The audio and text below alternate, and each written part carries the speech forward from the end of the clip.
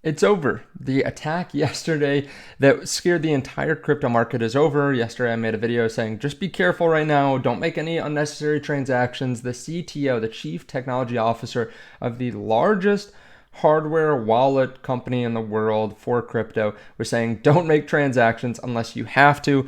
And even then, just be careful on hardware wallets. So I'll give you an update on that today. I know a lot of people have questions on that.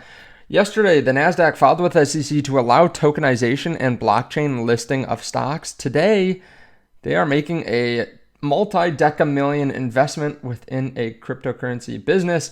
We have Ethereum and Bitcoin inflows. We have Bitmine, BMNR, buying more Ethereum today. They also bought a very small asset that went up significantly. I'll show you that too. It's been something that a lot of people have been talking about, and yeah, it's kind of interesting. We'll also be going through what's going to happen in about 24 hours. You know, I love when we have 24 hours left. We have some big news coming out tomorrow, so we'll talk about that. It's inflation news. The next day we have inflation news as well.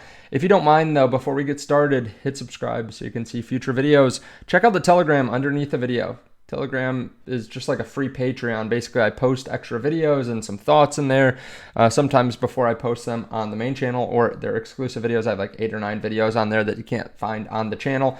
And if you want to trade crypto, there's a link underneath the video to BYDeFi.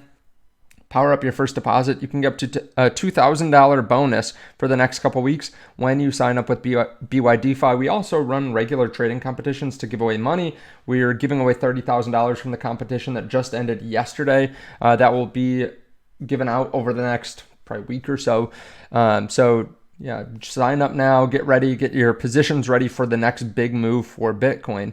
As we can see, Bitcoin sitting right around $113,000 just a few minutes ago, and then kind of dumped down $1,000 when trying to break out. Keep in mind, we were over 113,000 just recently. Let's pull out so you can see the 1 day here. We're starting to recover. Right, we went all the way down to 107,000. We regularly see Bitcoin set like a new local bottom in September, and that's what's happening right now. The first day of September is when we actually bottomed, and since then we've just been kind of chopping upward. I've been very bullish on Bitcoin. I even set up a long position, a pretty sizable long position for my portfolio down here, and now, yeah, we're up about 20-25% on it. Now, let's give an update. The NPM attack yesterday, the CTO of Ledger said, if you've got hardware wallet, check every transaction. If you've got hot wallet, they may be able to steal your seed phrase from you just by signing transactions, and they can swap it out so you can try to send crypto somewhere and it sends somewhere completely else. Here's an update on the NPM attack that apparently could have hit just about everyone in crypto. The attack fortunately failed with almost no victims. It began with a phishing email from a fake NPM support domain that stole credentials and gave attackers access to publish malicious package updates. The injected code targeted web crypto activity, hooking into Ethereum, Solana, and other chains to hijack transactions and replacing wallet addresses directly in network responses. The attackers' mistakes caused crashes in CI and CD pipelines, which led to early detection and limited impact.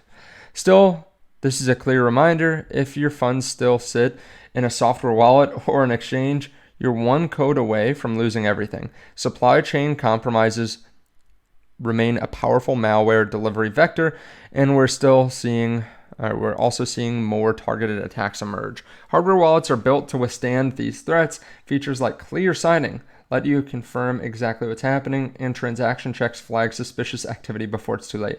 The immediate danger may have paused, but the threat hasn't. Stay safe. I feel like you did everything but just put a referral link there. So obviously Ledger wants you to buy hardware wallets. I don't know if this is a bit of a marketing ploy. The fact is only about $500 was stolen.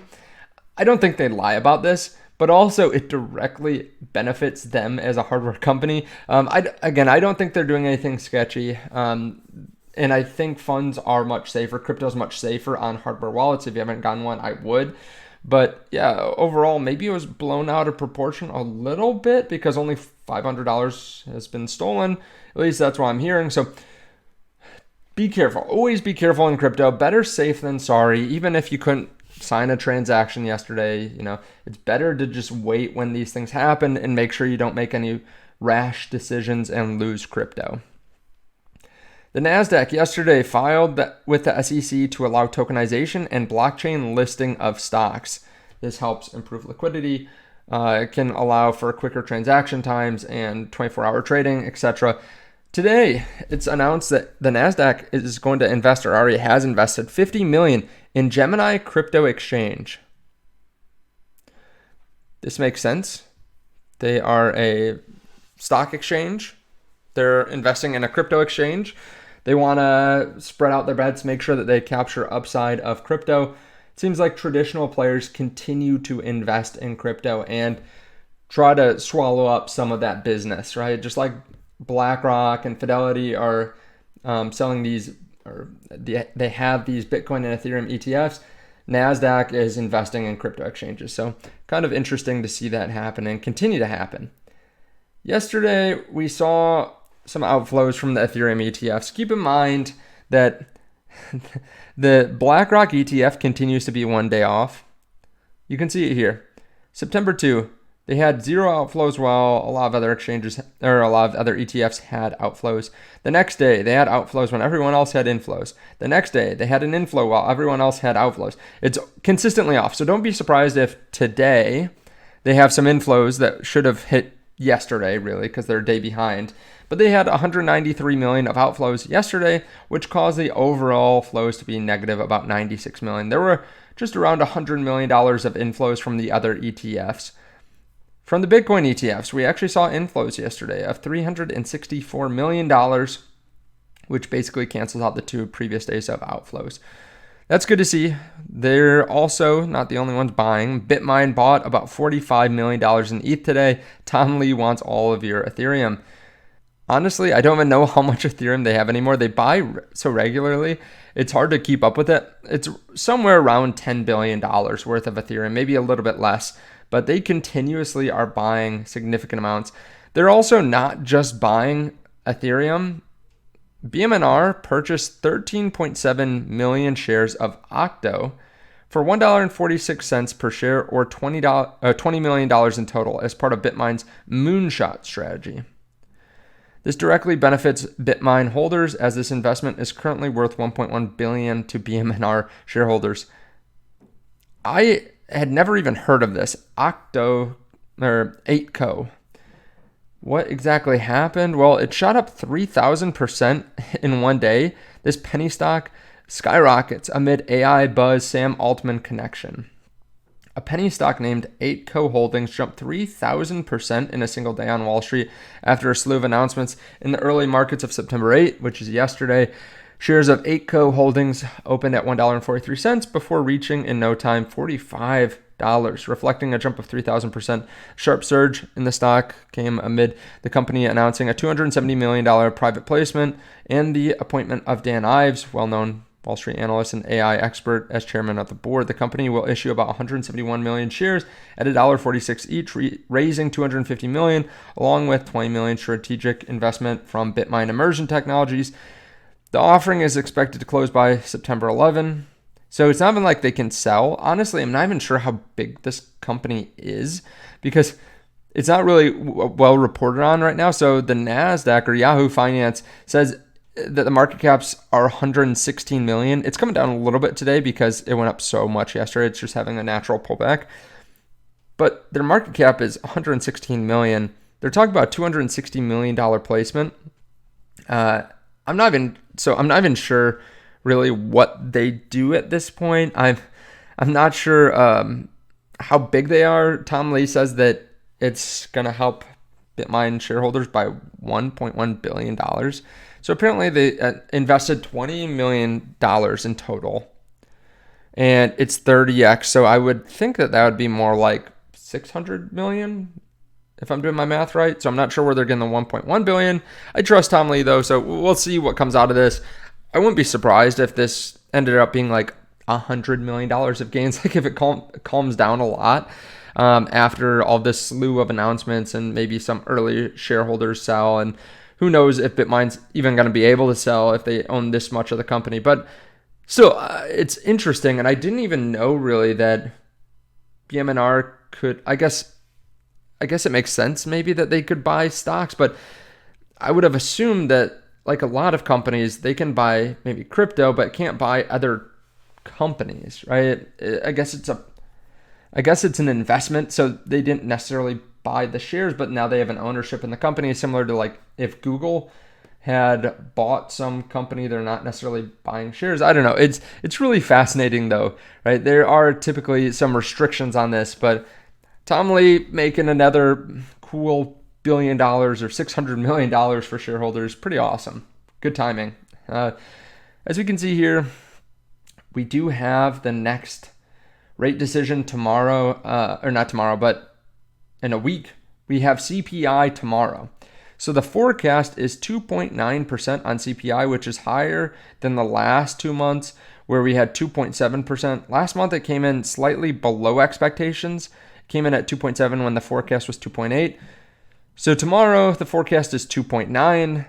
If we come in at 2.8, I think the market's going to rally pretty hard because there is a 100% chance, according to analysts, that we're going to see a rate cut. I don't think that changes if inflation stays down. I think that accelerates the chances of a rate cut, shows that the Fed really does have to cut rates because of the employment market, but also we're in a good spot inflation-wise because we are seeing higher lows, right? Like last year, around the end of the year, we started to see inflation spike up, and then throughout the spring and summer, it fell down. Now it's starting to spike up a little bit. Again, this could be to different factors within the CPI, but you can see it even the year before, something similar.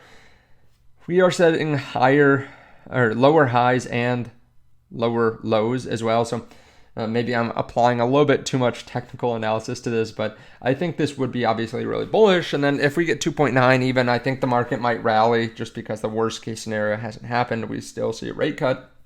If we saw 3%, the market will probably be a bit worried. We do have PPI on Thursday, which is a leading indicator as well. So that gives us an indication for where CPI and PCE will be maybe a couple months from now. Overall, though, the market's fine today. We're not falling down on the fear of tomorrow or anything like that, just kind of sideways right now. Bitcoin's looking good too, just around 112,000. RSI, keep in mind, is calmed down a lot or has calmed down a lot. We're just at 50 on RSI. We're in neutral territory and we're just $12,000 away from the all-time high. That's kind of crazy to think about. We're at neutral and we're 10% away from an all-time high. Typically, when we push up to new all-time highs, we're at something like 80 plus, 75 plus. When you look back at May, when we had rallied from the April lows, we went all the way up to a 75 RSI. And that was when we were at a lower price than we are right now. Kind of crazy. Let me know your thoughts on all this underneath the video. Again, if you want to trade crypto, check out BYDFi or BTCC, BitUnix, WEEX, BLOFIN. There are links to all those underneath the video. You can also trade crypto using crypto as collateral. You can do that on BYDFi and BLOFIN, and I think BTCC as well, but you can start trading. Like you can trade Bitcoin with Bitcoin as collateral. So if you're right, you actually get paid in Bitcoin. So you can stack more Bitcoin while the value is going up, and it reduces the chances that you have a lot of USDT and the market runs away. And sure, you get returns while you're trading, but maybe you take profits and then just sit on the USDT. If we continue to run up, then you kind of miss out on that extra upside. So check that out underneath the video. I appreciate it. I'll see y'all soon.